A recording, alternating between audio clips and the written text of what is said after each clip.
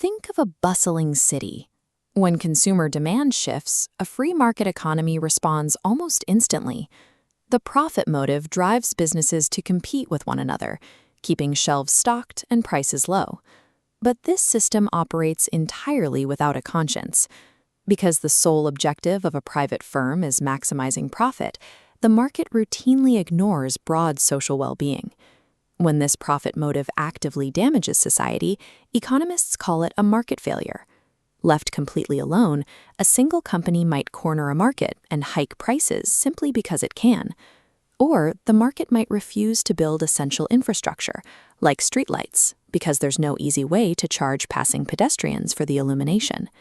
To cut production costs, a profit-driven factory might dump toxic waste into a local river or pump black smoke into the air. The company saves money, but the surrounding community pays the price of cleaning it up, a classic negative externality. To fix these blind spots, the government must step in. This process requires identifying the specific economic problem and selecting an intervention tailored to the unique failure at hand. These interventions function as precise corrections. They are designed to patch the specific flaws of a profit-driven system without overriding its productive capacity.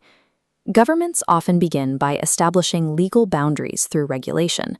When a firm generates too much pollution or over-extracts local resources, the state can set a quota to cap exact emission levels. Regulations are backed by law and directly target bad behavior, but they are expensive to monitor. The state has to hire and pay inspectors to check for violations, and rigid rules can limit a market's ability to adapt to new technology. If the problem is a complete lack of production rather than bad behavior, the government turns to direct provision. The free market often fails to produce public and merit goods because they aren't profitable to sell, so the state produces them. By staffing hospitals or building public schools, the government ensures universal access to these essential services, regardless of individual wealth. This requires massive funding, creating a severe opportunity cost. Every tax dollar spent maintaining a hospital ward is a dollar that cannot be used to pave roads or train teachers. Direct provision guarantees access to essential services, but it does so by placing a heavy burden on government resources, forcing a choice between competing societal priorities. In some cases, a government will take total ownership of an entire private sector industry. This is called nationalization. This is common in natural monopolies, like national rail networks, where a single provider can coordinate the entire infrastructure. A state-owned enterprise can base its decisions on the full social benefit to the country rather than just chasing quarterly profits. But removing the profit motive has consequences. Without the pressure of competition or the threat of bankruptcy, state-owned enterprises can become slow and inefficient. Managing these organizations creates immense societal friction. When state-owned enterprises run at a loss, the government must prop them up with constant tax subsidies just to keep the industry functional. To escape this financial burden, governments can pursue privatization. This involves selling state-owned assets back to private owners. Privatization reintroduces market forces. The drive to earn a profit gives managers a strong incentive to cut administrative waste and increase efficiency, which can lead to lower prices for consumers. However, there is a risk.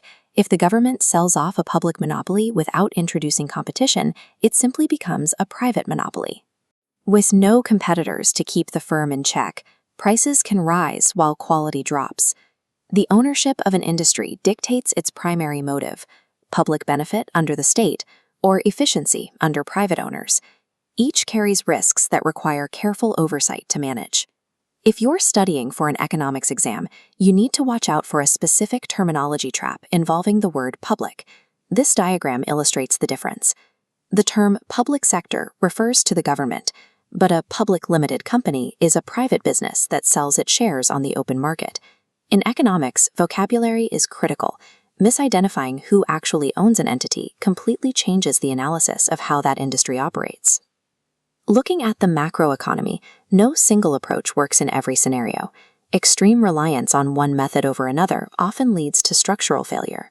As we've seen with state-run coal and rail, removing the pressure of competition can lead to administrative bloat and slow decision-making. Conversely, Leaving the market entirely to its own devices ignores the very social costs and externalities that can damage a community's health. Success depends on a careful balance, applying specific corrections to maintain the agility of the private market while using targeted interventions to secure the public interest.